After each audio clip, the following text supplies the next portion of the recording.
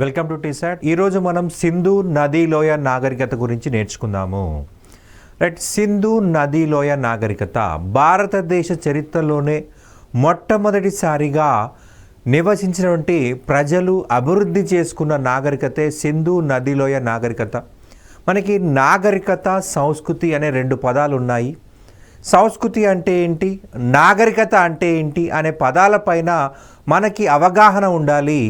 Right, సంస్కృతి మనం అంటే ఏంటో చెప్పేది సంస్కృతి, మన దగ్గర ఏముందో చెప్పేది నాగరికత. మనకి ఈ యొక్క సంస్కృతిలో ప్రధానంగా పండుగలు, ఆచార వ్యవహారాలు, బట్టలు, వేషధారణ ఇవన్నీ కూడా సంస్కృతిలో భాగంగా వస్తాయి. సంస్కృతి యొక్క అభివృద్ధే నాగరికత అని చెప్పేసి చెప్పడం జరుగుతూ ఉంది. సంస్కృతి యొక్క అభివృద్ధే నాగరికత. మనకి కంచు యుగంలో మొట్టమొదటిసారిగా ఈ నాగరికతలు అనేవి ప్రపంచవ్యాప్తంగా అభివృద్ధి చెందాయి. అయితే మన భారతదేశ వ్యాప్తంగా చూసినట్లయితే మొదటి నాగరికత సింధు నదీలోయ నాగరికత. సింధు నదీలోయ నాగరికత భారతదేశం యొక్క వాయువ్య ప్రాంతంలో సింధు దాని ఉపనదుల తీరాల్లో ఈ నాగరికత బయటపడింది. దీనిని కంచుయుగం నాగరికతలు అని కూడా అంటారు. మనకి కంచులో మనకి ఎక్కువగా ఉపయోగించారు కాబట్టి కంచుయుగ నాగరికత. మనకి ప్రీవియస్ ఎగ్జామ్ చూసినట్లయితే ఇక్కడ కంచుయుగం అన్నాం కదా, మనకేం క్వశ్చన్ అడిగారయ్యా అంటే మనకి సింధు నదీలోయ నాగరికతలో అత్యధికంగా వాడిన లోహం ఏమిటి అని చెప్పేసి అడిగారు. ఆన్సర్ ఏమవుతుందండి, రాగి. ఇక్కడ ప్రధానంగా చూసినట్లయితే మనం ఇక్కడ ఏమన్నాము, కంచుయుగము అన్నాం. మరి కంచుయుగం అన్నప్పుడు కంచు కావాలి కదా, రాగి ఎందుకు ఆన్సర్ అయిందయ్యా అంటే ఇంతకీ కంచు ఏంటి, ఇది లోహం కాదు, మిశ్రమ లోహము. రాగి మరియు తగరము కలిపితే ఏర్పడిందే ఈ యొక్క కంచు లేదా కాంస్యం అని చెప్పేసి చెప్తాము. కంచు లేదా కాంస్యం అంటాము. రైట్, మనకి సింధు ప్రజలు రాగిని ఉపయోగించారు, అలాగే కంచు వస్తువులను ఉపయోగించారు. ఈ కంచు తయారు చేయాలన్నా మనకు రాగి కావాలి కాబట్టి రాగి అనేది రైట్ ఆన్సర్ అవుతుంది. రైట్, సింధు నదీలోయ నాగరికత యొక్క మనకి సమకాలీన నాగరికతలు అన్నప్పుడు మనకు మూడు ముఖ్యంగా చెప్పాల్సి ఉంటుంది. సింధు నదీలోయ నాగరికత, సింధు నది దాని ఉపనదుల పరివాహక ప్రాంతంలో అభివృద్ధి చెందింది. నెంబర్ 2 మెసపోటోమియా నాగరికత, యూప్రటీస్, టైగ్రిస్ అనే నదుల మధ్య అభివృద్ధి చెందింది. మెసపోటోమియా అంటే రెండు నదుల మధ్య ప్రాంతంగా గుర్తించాల్సి ఉంటుంది. ఇక్కడ రెండు నదులు ఏంటయ్యా అంటే టైగ్రిస్, యూప్రటీస్. ఈజిప్ట్ నాగరికత, నైలు నాగరికత, నైలు నది ఒడ్డున అభివృద్ధి చెందింది. నైలు నది వాటి ఉపనదుల ఒడ్డున. రైట్, భారతదేశంలో అభివృద్ధి చెందిన ఏకైక కాంస్యయుగ నాగరికత అంటే సింధు నదిలోయ నాగరికత అని చెప్పాల్సి ఉంటుంది. రైట్, సింధు నదిలోయ నాగరికత మనకి ఈ నాగరికత సింధు దాని ఉపనదుల ఆధారంగా చేసుకొని భారతదేశం యొక్క వాయువ్య ప్రాంతంలో ఏర్పడింది. రైట్, మనకి విస్తీర్ణ పరంగా చూసినట్లయితే ప్రపంచంలోనే విస్తీర్ణ పరంగా అతిపెద్ద నాగరికతగా గుర్తుపెట్టుకోవాల్సి ఉంటుంది. సింపుల్గా చెప్పాలంటే 13 లక్షల చదరపు కిలోమీటర్లు, 13 లక్షల చదరపు కిలోమీటర్లలో ఈ యొక్క నాగరికత విస్తరించిందండి. అయితే మనకు డీటెయిల్గా చూసినట్లయితే 12,99,656 చదరపు కిలోమీటర్లు. అదే రౌండ్ ఫిగర్ చేసినట్లయితే 13 లక్షల చదరపు కిలోమీటర్లుగా మనం గుర్తుపెట్టుకోవాల్సి ఉంటుంది. ప్రపంచంలో విస్తీర్ణ పరంగా అతిపెద్ద నాగరికత సింధు నదిలోయ నాగరికత, 12,99,656 చదరపు కిలోమీటర్లు. మనకి రౌండ్ ఫిగర్ చేసినట్లయితే 13 లక్షల చదరపు కిలోమీటర్లు. మనకి 1826లో ఇంగ్లాండ్కు చెందినటువంటి సర్ చార్లెస్ మాసన్ మొదటిసారిగా ఈ నాగరికతను గుర్తించాడు. కానీ ఆ కాలంలో అంతగా టెక్నాలజీ లేని కారణంగా వాటిపైన రైట్ ఫోకస్ చేయలేదు. అండ్ రెండోది, ఆ టైంలో భారతదేశాన్ని పరిపాలించే బ్రిటిష్ వాళ్ళు భారతదేశ చరిత్రకు అంత ప్రాధాన్యత ఇవ్వని కారణంగా తవ్వకాలు అనేవి అక్కడ అసలు మొదలు పెట్టలేదు. 1921-22లో సర్ జాన్ మార్షల్ భారతదేశం యొక్క వాయువ్య ప్రాంతంలో తవ్వకాలు జరిపి ఈ నాగరికతను ప్రపంచానికి పరిచయం చేశాడు సర్ జాన్ మార్షల్. అయితే ఈ సర్ జాన్ మార్షల్ ఈ సింధు నదిలోయ నాగరికతకి ఆ పేరు పెట్టడం జరిగింది. మరి అదే పేరు ఎందుకు పెట్టారయ్యా అంటే మనకి సింధు నది పరివాహక ప్రాంతంలో మొదటగా తవ్వకాలు జరిపారు. సో కాబట్టి సింధు నది నాగరికత అని, అలాగే దాని ఉపనదులు ఒడ్డున ఉన్నాయి. సో సింధు నదిలోయ నాగరికత అన్నాడు. రైట్. సింధు నాగరికతకు హరప్ప అనే పేరు కూడా ఉంది, హరప్పా నాగరికత. రైట్. హరప్పా నాగరికతని ఎందుకు పేరు పెట్టాడయ్యా అంటే, హరప్పా అనేది మొట్టమొదటిసారిగా తవ్వకాలు జరపబడిన ప్రాంతం కాబట్టి. రైట్. మనకు ప్రపంచంలో ఎక్కడైనా చరిత్రకు సంబంధించి తవ్వకాలు జరిపితే ఆ యొక్క మొదటి ప్రాంతం పేరునే ఆ నాగరికతకు, ఆ సంస్కృతికి పెట్టడం జరుగుతుంది. అలా సింధు నదీ నాగరికతకు హరప్పా నాగరికత అని కూడా పేరు పెట్టాడు సర్జాన్ మార్షల్. ఇతను రాసిన గ్రంథం ఏంటని ఎగ్జామ్లో అడిగే అవకాశం ఉంటుంది. Mohenjodaro and Indus valley civilization. Mohenjodaro and Indus valley civilization. Sindhu నాగరికతకు మూల భారత నాగరికత అని పేరు పెట్టింది doctor Mackay and Stuart Piggott. వీళ్ళిద్దరూ కూడా భారతదేశంలో ఉన్నటువంటి నాగరికత కాబట్టి మూల భారత నాగరికత. ఎందుకంటే దీనికంటే ముందు మనకి సంస్కృతి యొక్క అవశేషాలు లభించాయి, నాగరికత లభించలేదు. మరి ఇంతకీ నాగరికత లక్షణాలు ఏంటి? మనకు నాగరికతలో ప్రధానంగా చూసినట్లయితే మొదటిది పట్టణీకరణ కనిపించాల్సి ఉంటుంది. పట్టణీకరణ కనిపించాల్సి ఉంటుంది. ఎక్కడైతే పట్టణాలు ఉంటాయో దాన్ని మనం నాగరికతగా చెప్పొచ్చు.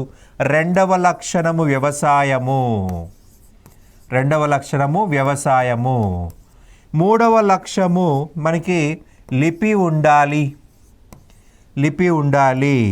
రైట్. సాంకేతిక పరిజ్ఞానము.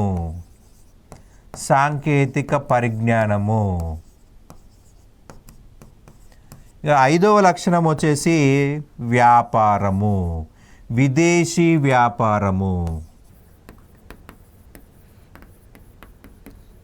ఏ సంస్కృతికి అయితే ఈ 5 లక్షణాలు ఉంటాయో ఆ సంస్కృతిని నాగరికత అనొచ్చు. పట్టణీకరణ, వ్యవసాయం, లిపి, సాంకేతిక పరిజ్ఞానం, విదేశీ వ్యాపారం. ఈ 5 లక్షణాలు ఉంటే నాగరికత అనాలి. ఈ 5 లక్షణాలు లేకపోతే దాన్ని సంస్కృతి అనాల్సి ఉంటుంది. సింధు నదిలోయ నాగరికతలో మనకు ప్రధానంగా పట్టణీకరణ కనిపిస్తుంది, వ్యవసాయం కనిపిస్తుంది, లిపి కనిపిస్తుంది, సాంకేతిక పరిజ్ఞానం కనిపిస్తుంది, విదేశీ వ్యాపారం కనిపిస్తుంది. సో అందుకే సింధు నదిలోయ నాగరికత అని చెప్పేసి పేరు పెట్టడం జరిగింది. రైట్. మనకి సమకాలీన నాగరికతలు, మనకి మెసపోటోమియా నాగరికత ఈ యూఫ్రటీస్, టైగ్రిస్ అనే నదుల మధ్య అభివృద్ధి చెందింది. ఈజిప్ట్ నాగరికత నైలు నది ఒడ్డున అభివృద్ధి చెందింది. క్రీటు నాగరికత, మనకు గ్రీకులో ఉన్నటువంటి నాగరికతనే క్రీటు నాగరికత అంటారు. ఈ 3 కూడా మనకు కంచు యుగంలో అభివృద్ధి చెందినటువంటి నాగరికతలు అన్నమాట. ఆవిర్భావ సిద్ధాంతాలు, మనకి సింధు నదిలోయ నాగరికతను ఎవరు అభివృద్ధి చేశారు అనే దాన్ని ఆవిర్భావ సిద్ధాంతాలు మనకి ఎగ్జామ్ పాయింట్ ఆఫ్ వ్యూలో అడిగే అవకాశం ఉంటుంది. సో మనం వాటిపైన ఫోకస్ చేయాల్సి ఉంటుంది. సింధు ప్రజల యొక్క జన్మస్థలాన్ని సంబంధించి విభిన్న అభిప్రాయాలు ఉన్నాయి. అయితే పర్ఫెక్ట్ అభిప్రాయం ఎవరు కూడా చెప్పలేకపోయారు. స్వదేశీ సిద్ధాంతం స్వదేశీ సిద్ధాంతం చెప్పిన వ్యక్తి ఏ ఘోష్ అన్నమాట. రైట్. అమలానంద ఘోష్. ఇతను మొదట కాళీబంగన్ ప్రాంతంలో తవ్వకాలు స్టార్ట్ చేశాడు. రైట్. దాన్ని పూర్తి చేయలేకపోయాడు, అది వేరే విషయం. రైట్. స్వదేశీ సిద్ధాంతం మొదట మనకు చెప్పింది ఏ ఘోష్. రైట్. బెలూచిస్తాన్ సిద్ధాంతం, మనకు ప్రస్తుతం పాకిస్తాన్లో ఉన్నటువంటి రైట్ పశ్చిమ ప్రాంతాన్నే బెలూచిస్తాన్ అనే ప్రాంతం అంటాము. రైట్. రఫీక్ మొఘల్ అనేటువంటి వ్యక్తి ఈ యొక్క బెలూచిస్తాన్ సిద్ధాంతం చెప్పడం జరిగింది. బెలూచిస్తాన్లోని ప్రజలే ఈ సింధు నాగరికత నిర్మాతలు అంటాడు రఫీక్ మొఘల్. అండ్ విదేశీ లేదా సుమేరీ సిద్ధాంతం మార్టిమర్ వీలర్. మనకి సుమేరియాలో ప్రధానంగా మనకి అమ్మ తల్లిని పూజించారు, అలాగే మనకి బావులు కనిపించాయి, అలాగే మహాస్నాన వాటిక కనిపించింది, ధాన్యవాటికలు కనిపించాయి. సో వీటన్నిటిని బేస్ చేసుకొని మార్టిమర్ వీలర్ అనే వ్యక్తి సుమేరియన్ సిద్ధాంతం చెప్పాడు. రైట్. ఈ యొక్క మార్టిమర్ వీలర్ వచ్చేసి సింధు నాగరికత అనే గ్రంథం రచన జరిగింది. సర్జాన్ మార్షల్ తర్వాత భారత పురావస్తు శాఖకి డైరెక్టర్గా పనిచేసిన వ్యక్తి మార్టిమర్ వీలర్. సో అందుకే ఇతనికి కొద్దిగా ప్రాధాన్యత ఉందన్నమాట. రైట్. ఇతను రాసిన గ్రంథము సింధు నాగరికత, ఇండస్ వ్యాలీ సివిలైజేషన్ ఇంగ్లీష్లో. రైట్. ఇక టైం పీరియడ్, మనకి టైం ఏ కాలంలో సింధు నాగరికత ఉంది అయితే డిఫరెంట్ వ్యక్తులు డిఫరెంట్గా చెప్పడం జరిగింది. మనకు ప్రధానంగా చూస్తే మార్టిమర్ వీలర్ ఏమంటాడు, క్రీస్తు పూర్వం 2500లో ప్రారంభమై 1750 వరకు కూడా మనకి సింధు నాగరికత అభివృద్ధి చెందింది అని చెప్పేసి మార్టిమర్ వీలర్ చెప్తా ఉన్నాడు. అండ్ మనకు C14 ప్రకారం కార్బన్ డేటింగ్ విధానము, కార్బన్ యొక్క అర్ధ జీవిత కాలం ఆధారంగా డిసైడ్ చేసినటువంటి టైం పీరియడ్ చూసినట్లయితే క్రీస్తు పూర్వము 2300 నుంచి 1750. రైట్, కార్బన్ డేటింగ్ విధానము కార్బన్ యొక్క అర్ధ జీవిత కాలాన్ని ఆధారంగా చేసుకొని చెప్పడం జరిగింది. మనకి కార్బన్ యొక్క అర్ధ జీవిత కాలాన్ని ప్రొఫెసర్ లిబ్బీ అనేటువంటి వ్యక్తి, ఈయన అమెరికా శాస్త్రవేత్త, ఈయన దాన్ని కనుగొనడం జరిగింది. కార్బన్ యొక్క అర్ధ జీవిత కాలము 5568 సంవత్సరాలు. రైట్, అది ప్రతి 5568 సంవత్సరాలకి సగం అవుతూ ఉంటుంది. సో అలా మనకి ఏ కాలానికి చెందిందో తెలుసుకోవచ్చు. జస్ట్ కాలం గురించి మాత్రమే తెలుసుకునే అవకాశం ఉంటుంది. రైట్, దాని ప్రకారం ఏం చేశారు, మనకి ఇక్కడ డిసైడ్ చేసే ఇయర్ వచ్చేసి 2300 నుంచి 1750. ఇక నెక్స్ట్ చూసినట్లయితే సర్ జాన్ మార్షల్, ఈయన ప్రకారం క్రీస్తు పూర్వం 3000 నుంచి 1500 అంటున్నాడు. ఇక next S Ramarao R SR Rao లేదా ఎస్ రామారావు, ఇతను లోతాల్ అనే ప్రాంతాల్లో తవ్వకాలు జరిగినటువంటి వ్యక్తి ఎస్ రామారావు ఆర్ ఎస్ఆర్ రావు అంటారు. ఈయన బెంగళూరు ప్రాంతం చెందినటువంటి ప్రముఖ శాస్త్రవేత్త. రైట్, ఎస్ఆర్ రావు అని కొన్ని పుస్తకాలు రాశారు, ఎస్ రామారావు కొన్ని పుస్తకాలు రాశారు, what ever it is. Right, ఇతని ప్రకారం 3500 నుండి 1500 వరకు అని చెప్పేసి మనకి ఈ యొక్క టైం పీరియడ్ ఇవ్వడం జరిగింది. రైట్, మనకి 4 మన ఎగ్జామ్ పాయింట్ ఆఫ్లో గుర్తుపెట్టుకోవాల్సి ఉంటుంది. ఇక నెక్స్ట్ చూసినట్లయితే భారతదేశానికి ఎలాగైతే సరిహద్దులు ఉన్నాయో ఇలాగే సింధు నదిలోయ నాగరికతకు కూడా సరిహద్దులు ఉన్నాయని చెప్పేసి గుర్తుంచుకోవాల్సి ఉంటుంది. మనకి ఉత్తర సరిహద్దు ఏంటి, దక్షిణ సరిహద్దు ఏంటి, ఉత్తర సరిహద్దు ఏ నది ఒడ్డున ఉంది, దక్షిణ సరిహద్దు ఏ నది ఒడ్డున ఉన్నది అనేది గత ఎగ్జామ్స్లో మనకు అడగడం జరిగింది. సో మనం వాటిపైన ఫోకస్ చేయాల్సి ఉంటుంది. సో ఫస్ట్ మనం నార్త్ నుంచి వద్దామండి. ఉత్తర దిక్కున చూసినట్లయితే మండా నగరం అండి. ఈ మండా నగరము జమ్మూ కాశ్మీర్లో ఉంది. రైట్, జమ్మూ కాశ్మీర్లో చీనాబు నదీ తీరంలో మనకు కనిపిస్తుంది. ఉత్తర సరిహద్దు మండా. ఈ నగరం దాటి ఇంకా పైకి వెళ్ళినట్లయితే ఎటువంటి అవశేషాలు మనకు కనిపించలేదు. సింధు నదిలోయ నాగరికత అవశేషాలు మనకి మండా దాటి కనిపించలేదు. అందుకే దీన్నే ఉత్తర సరిహద్దు ప్రాంతం అన్నాం. ఏ నది ఒడి ఉందండి, చీనాబ్ నది. నెక్స్ట్ ఈస్ట్కి వద్దామండి. అలంగీర్పూర్ ఉత్తరప్రదేశ్. ఇది హిందన్ నది ఒడ్డున ఉంది. హిందన్ నది యమునా నది యొక్క ఉపనది. యమునా నది యొక్క ఉపనది. రైట్, ఇది మనకు సింధు లోయ వరకు మాత్రమే ఉందండి. రైట్, గంగా నది పరివాహక ప్రాంతంలోకి వెళ్ళలేదు. యమునా నది యొక్క ఉపనది అది. రైట్, యమునా నదికి రైట్ సైడ్లో ఉంటుంది. లెఫ్ట్ సైడ్కి వెళ్తే మళ్ళా మనకి గంగా వ్యాలీ అవుతుంది. మనకి రైట్ సైడ్లో ఉంది. రైట్ సైడ్లో అది సింధు వ్యాలీ ఎండింగ్ అనమాట. ఇక సౌత్ చూసినట్లయితే దైమాబాద్ అండి. దైమాబాద్ మహారాష్ట్ర. ఇక్కడ ఉన్న నది ప్రవరా నది. ఇక నెక్స్ట్ పశ్చిమ దిక్కున చూసినట్లయితే సుక్తా జెండార్ అని మనం గుర్తుపెట్టుకోవాల్సి ఉంటుంది. సుక్తా జెండార్ ఇది దస్త్ నది ఒడ్డున ఉంది. దస్త్ నది ఇరాన్ మరియు పాకిస్తాన్ యొక్క సరిహద్దు ప్రాంతము. మనకి ఇరాన్ పాకిస్తాన్ కలిసే ప్రాంతంలో ఉందండి సరిహద్దు ప్రాంతము. రైట్, ఇది ఆ కాలంలో రేవు పట్టణము, కానీ ప్రస్తుతము 500 కిలోమీటర్ల భూమి అభివృద్ధి చెందింది లేదా సముద్రము వెనక్కి వెళ్ళిందని చెప్పుకోవాల్సి ఉంటుంది. ప్రస్తుతం ఇది తీర ప్రాంతం కాదు. సింధు నదిలోయ నాగరికత కాలంలో తీర పట్టణము. రైట్, సముద్రం అభివృద్ధి చెందింది. సముద్రము వెనక్కి వెళ్ళడము లేదా భూమి అభివృద్ధి చెందడం లేదా భూమి పైకి రావడం వల్ల ఇది ప్రస్తుతానికి సముద్ర మార్గం అనేది ఈ యొక్క సుక్తా జెండార్కి లేదు. ఇవి మనకి గతంలో ఎగ్జామ్ పాయింట్ ఆఫ్ అడగడం జరిగింది. రైట్, మనకు మండా ఏ నది ఒడ్డున ఉన్నది, అలంగీర్పూర్ ఏ నది ఒడ్డున ఉన్నది, దైమాబాద్ ఏ నది ఒడ్డున ఉన్నది, రైట్, సుక్తా జెండార్ ఏ నది ఒడ్డున ఉన్నది. అలాగే రాష్ట్రాలు మనకి దైమాబాద్ ఏ రాష్ట్రం, మహారాష్ట్ర. రైట్, మండా ఏ రాష్ట్రం, జమ్మూ కాశ్మీర్. అలంగీర్పూర్ ఏ రాష్ట్రం, ఉత్తరప్రదేశ్, ఇలా మనకు రాష్ట్రాలు కూడా అడిగే అవకాశం ఉంటుంది. మొట్టమొదటిసారిగా తవ్వకాలు జరపబడిన ప్రాంతము అంటే హరప్ప అండి. 1921లో మనకి మొట్టమొదటిసారిగా తవ్వకాలు అనేవి జరిగాయి. 1921 అనేది గుర్తుపెట్టుకోవాలి. హరప్పాలో 1921లో తొలిసారిగా తవ్వకాలు జరిపారు.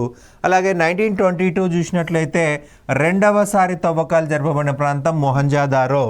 మనకి హరప్పాలో దయారాం సహాని అనే వ్యక్తి తవ్వకాలు జరిపాడు.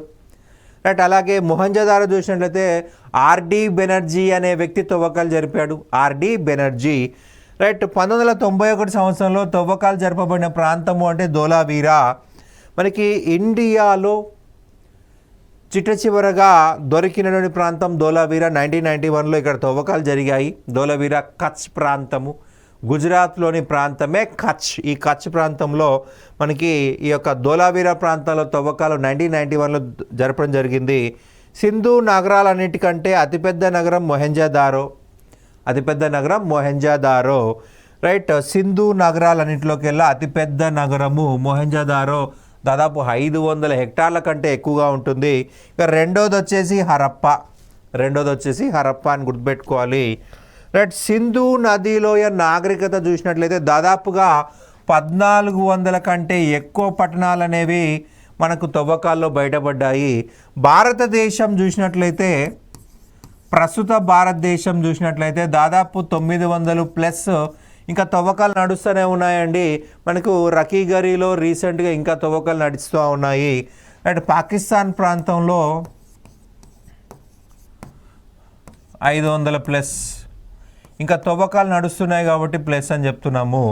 రైట్. మనకి గతంలో అడిగిన క్వశ్చన్ వచ్చేసి సింధు నదిలోయ నాగరికతలో అత్యధికముగా పట్టణాలు ఏ నది ఒడ్డున ఉన్నాయి అని అడిగారు. సరస్వతి నది అని చెప్పాల్సి ఉంటుంది. సరస్వతి నది ఒడ్డున ఉన్నాయని చెప్పాల్సి ఉంటుంది. అత్యధిక పట్టణాలు ఉన్న నగరము నది అంటే సరస్వతి నది అని గుర్తుపెట్టుకోవాలి. రైట్. మనకి ఇండియాలో 900+ అన్నాం. మనకి చాలామంది ఏం ఆన్సర్ చేశారు, సింధు నది అంటారు. కానీ ఇక్కడ చూసండి, ఇక్కడ ఈ నెంబర్ తెలిస్తేనే ఆన్సర్ చేయొచ్చు. మనకి ఇండియాలో సింధు నది కాశ్మీర్ మీదుగానే పాకిస్తాన్లోకి ఎంటర్ అవుతుంది. అలాగే సింధు నది ఉపనదులు పంజాబ్ మీదుగా వెళ్ళిపోతాయి. కానీ ఈ యొక్క సరస్వతి నది రైట్ మనకి కాశ్మీర్, హిమాచల్ ప్రదేశ్, పంజాబ్, హర్యానా మీదుగా రాజస్థాన్లోకి ఎంటర్ అవుతుంది. అయితే మనకి సరస్వతి నదికే మరి ఒక పేరు గగ్గర్ అని కూడా పిలుస్తాము. గగ్గర్ నది అని చెప్పేసి కూడా పిలుస్తాము సరస్వతి నదిని. సరస్వతి నది అన్నా గగ్గర్ నది అన్నా ఒకటే. సరస్వతి నది చనిపోవడం వల్ల రాజస్థాన్ ఎడారిగా మారిపోయిందని చాలామంది చరిత్రకారులు భావించడం జరుగుతుంది. సరస్వతి నది లేదా గగ్గర్ నది అనేది గుర్తుపెట్టుకోవాలి. అత్యధిక సింధు పట్టణాలు ఉన్నటువంటి నది అన్నమాట. నెక్స్ట్ ఒక్కొక్క లక్షణం గురించి చెప్పుకుందాం అనుకున్నాం. పట్టణాలు, లిపి, వ్యవసాయము. అండ్ మొదట లిపి నుంచి ప్రారంభించుకుందాం. సింధు లిపి. లిపి అంటే అర్థవంతంగా రాయబడిన అక్షరాల క్రమమే లిపి. ఎలా పడితే అలా కాదండి, అర్థవంతంగా రాయబడినటువంటి అక్షరాల క్రమమే లిపి అని చెప్పేసి అంటాము. మనకి సింధు ప్రజలు కుడి నుండి ఎడమకు, అలాగే ఎడమ నుండి కుడికి రాసేవారు.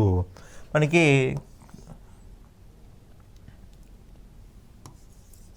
కుడి నుండి ఎడమకు, అలాగే ఎడమ నుండి కుడికి. ఇది ఎలా ఉందండి, ఒక పాము పోయినట్టుగా ఉంది. సో దీన్ని సర్పలిపి అన్నారు. సర్పలిపి అన్నారు. పాము ఎలా పోతుందండి, right to left, left to right ఇలా వెళ్తూ ఉంటుంది. మనకు పాము అడ్డదిడ్డంగా స్ట్రైట్గా ఎప్పుడు వెళ్ళదు. రైట్, దాన్ని మడతలుగా వెళ్తుంది. కుడి నుంచి ఎడమకు, ఎడమ నుండి కుడికి రాసేవాళ్ళనమాట. సో అందుకే సర్పలిపి అన్నారు. ఈ లిపిలో అక్షరాలు ఉన్నాయి, బొమ్మలు ఉన్నాయి. సో బొమ్మల లిపి అన్నారు. అక్షరాలు ఉన్నాయి, బొమ్మలు ఉన్నాయి, బొమ్మల లిపి లేదా చిత్రలిపి అని కూడా అన్నారు. రైట్. సర్పలేఖనం లేదా సర్పలిపి. కుడి నుంచి ఎడమకి, ఎడమ నుంచి కుడికి, కుడి నుంచి ఎడమకి, ఎడమ నుంచి కుడికి. సో అందుకే సర్పలేఖనం లేదా సర్పలిపి. అక్షరాలు ఉన్నాయి, బొమ్మలు ఉన్నాయి కాబట్టి బొమ్మల లిపి. రైట్. బొమ్మల లిపి మరియు సర్పలేఖనాన్ని కలిపే బోస్ట్రోఫిడన్ లిపి అంటాం. ఈ రెండింటిని కలిపి ఏమంటున్నాం, బోస్ట్రోఫిడన్ అని చెప్పేసి అంటున్నాము. రైట్, ఈ రోజు వరకు కూడా ఈ లిపిని మనం అర్థం చేసుకోలేకపోయినాము. ఈ లిపిని 1853లో మొదటిసారిగా కనుగొని 1923 నాటికి పూర్తిగా కనుగొనడం జరిగింది, పూర్తిగా గుర్తించడం జరిగింది. మొదట మనకి ఎప్పుడు దొరికింది? 1853లో. ఫైనల్గా కంప్లీట్గా దొరికింది ఎప్పుడు? 1923లో. ఈ లిపి పైన అత్యధిక పరిశోధన చేసిన వ్యక్తి ఎస్ఆర్ రావ్, ఎస్ రామారావు లేదా ఎస్ఆర్ రావ్ అని చెప్పాల్సి ఉంటుంది. ప్రపంచంలో ఇంతవరకు అర్థం కాని లిపి అంటే సింధు నాగరికత యొక్క లిపి బోస్ట్రోఫిడన్ లిపి.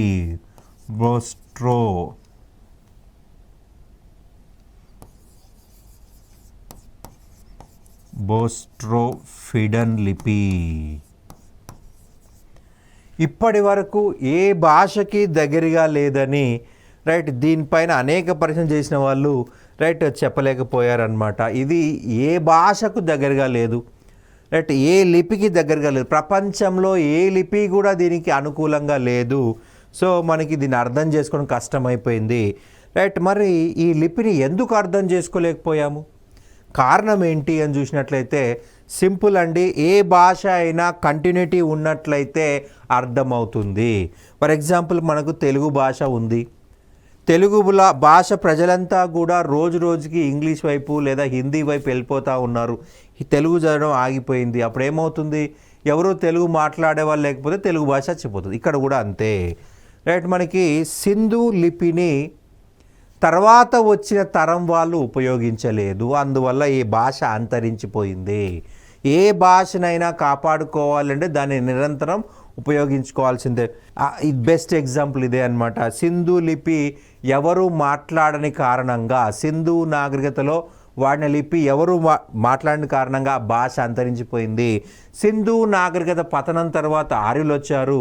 ఆర్యులకంటూ వాళ్ళ యొక్క భాషలు ఉన్నాయి. ప్రాకృత భాష ఉంది, సంస్కృత భాష ఉంది. సో ఆ ప్రాకృత భాష, సంస్కృత భాష ఉపయోగించి సింధు లిపిని వాళ్ళు పట్టించుకోలేదు. సో ఈ యొక్క లిపి అనేది అంతరించిపోయింది.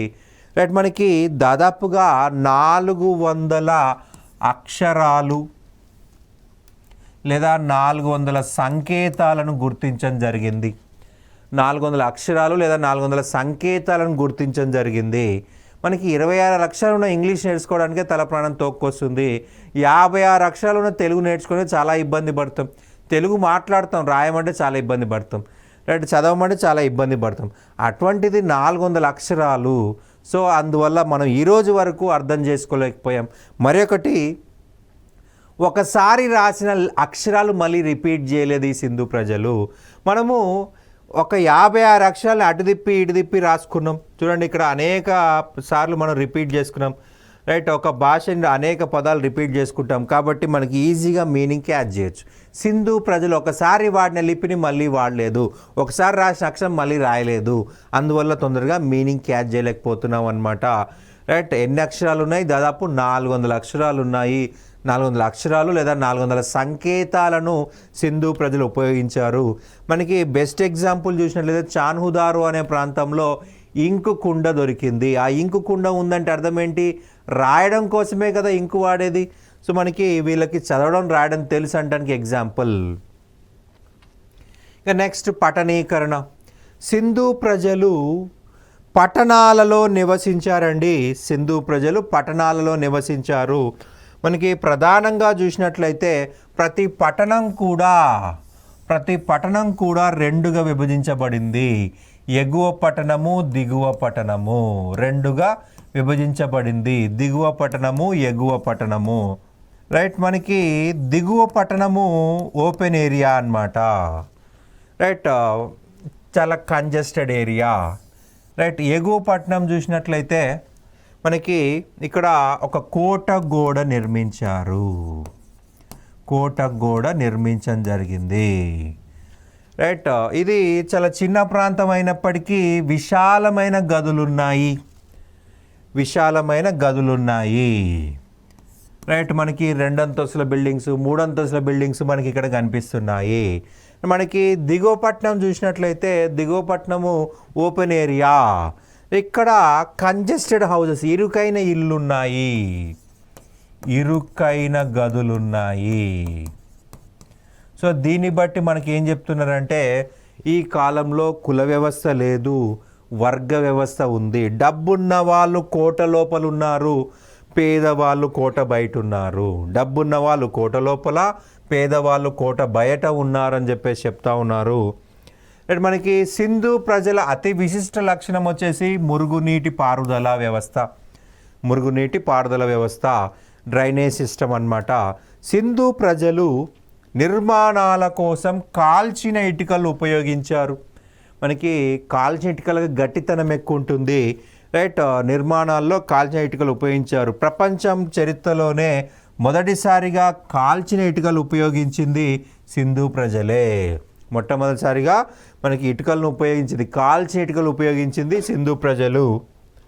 మనకి వీరి కాలంలో ప్రతి ఇంటికి ఖచ్చితంగా బావి, స్నానాల గది, వంట గది ఉండేవి, రైట్. ప్రతి ఇంట్లో కూడా బావి ఉంది, స్నానాల గది ఉంది, వంట గది ఉంది. ప్రతి ఇంట్లో కూడా మురుగునీటి పైపుల ద్వారా, భూమార్గం ద్వారా ఊరు మధ్యలోకి తీసుకువచ్చి అక్కడ నుండి మురుగునీటిని నదిలోకి పంపేవాళ్ళు, రైట్. మనకు ఇప్పుడు ఇంతకుముందు ఏం చెప్పుకున్నామండి, మనకు మెసపోటియా నాగరికత ఉంది, రైట్. ఈ యొక్క ఈజిప్ట్ నాగరికత ఉంది, క్రీట్ నాగరికత ఉంది. ఈ నాగరికతలో వాళ్ళు భూగర్భ మురికి కాలువలు నిర్మించుకోలేదు, మనకు ఓపెన్ డ్రైనేజ్ ఉన్నాయి. సింధు నదిలోయ నాగరికతలో మాత్రమే మనకు భూగర్భ మురికి కాలువలు ఉన్నాయి.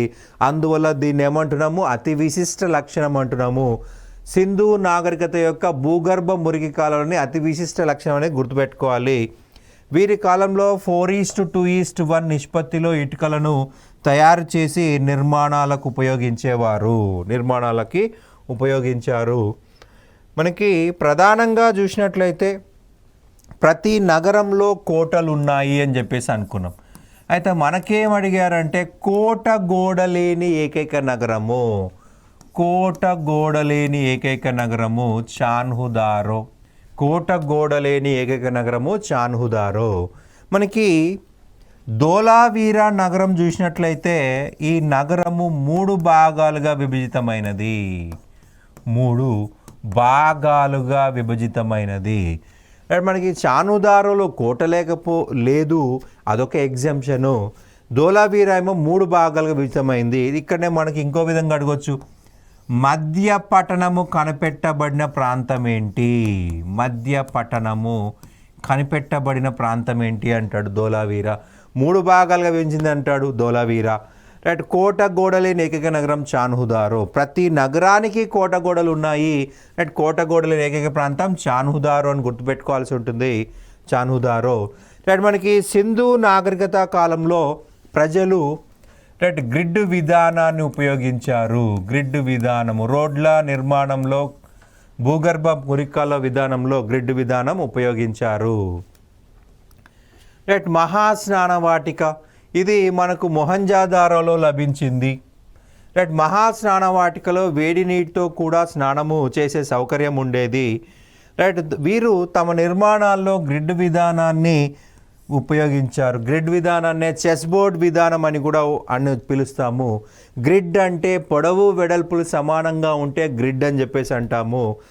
మనకి చెస్ బోర్డు పరిశీలించిన చెస్ బోర్డులో కూడా పొడవు వెడల్పులు సమానంగా ఉంటాయి, రైట్. సింధు ప్రజల కాలంలో చదరంగంలోని గడుల వలె మనకు విశాలమైన రహదారులు ఉండేవి, రైట్. మనకి ఇప్పుడే ఏం చెప్పుకున్నాము, అతి విశిష్ట లక్షణము భూగర్భ మురికి కాలువలు. మరి అన్ని నగరాల్లో ఉన్నాయా అంటే ఒకే ఒక నగరంలో భూగర్భ మురికి కాలువలు లేవండి, అది బన్వాలి. మురుగునీటి పారుదల వ్యవస్థ లేని నగరం అంటే బన్వాలి. అలాగే గ్రిడ్ విధానం లేని నగరం అంటే బన్వాలి. అయితే మనకి ఇక్కడేం అడగవచ్చు, మరి ఒకసారి ఒక ఎగ్జామ్లో రివర్స్లో అడిగాడు, వృత్తాకారంలో నిర్మించబడ్డ నగరం ఏంటి అన్నాడు. ఇక్కడ మనం ఇప్పుడు ఏం చెప్పుకున్నాము, గ్రిడ్ విధానంలో లేని ఏకైక నగరము అంటే బన్వాలి అన్నాం. మరి ఇక్కడ గ్రిడ్ విధానం లేకపోతే ఇంకేదో ఉండాలి కదా, రైట్. మనకి క్వశ్చన్ ఏమి అడిగారు, వృత్తాకారంలో నిర్మించబడ్డ ఏకైక నగరం. మనం ఏం చెప్పుకున్నాం, గ్రిడ్ విధానంలో లేని ఏకైక నగరం, రెండు ఒకటే కదా. గ్రిడ్ విధానంలో లేని ఏకైక నగరం ఏకైక. సో ఇక్కడ ఏమన్నాడు, వృత్తాకారంలో ఏకైక నగరం అన్నాడు, బన్వాలి. సో ఆన్సర్ ఏమవుతుంది, బన్వాలి. వృత్తాకారంలో నిర్మించబడినటువంటి నగరము బన్వాలి. ఈ వృత్తాకారంలో మనకు భూగర్భ మురికాలను నిర్మించడం కష్టం. ఇక్కడిక్కడే నీళ్లు తిరుగుతాయి, రైట్. ఇక్కడే రోడ్లు ఉన్నప్పుడు ఇక్కడే తిరుగుతాయి కాబట్టి మనం ఇబ్బంది పడతాము. సో ఇక్కడ కష్టం అన్నమాట. సింధు ప్రజలు రహదారులని 2 రకాలుగా ఉండేవి. ప్రధాన వీధులు ఉత్తరం నుంచి దక్షిణంగా, ఉపవీధులు తూర్పు నుంచి పడమరలుగా ఉండేవి. రాతితో రక్షణ గోడ కలిగి ఉన్న నగరము సుర్కాటోడా. రక్షణ గోడ లేని ఏకైక నగరం చాన్హుదారో. దాన్నే మనం ఏమంటున్నాం, కోట గోడ అంటున్నాము. ఇది ఈరోజు మనం సింధు నాగరికత గురించి. మిగతాది నెక్స్ట్ క్లాస్లో నేర్చుకుందాము. Thank you.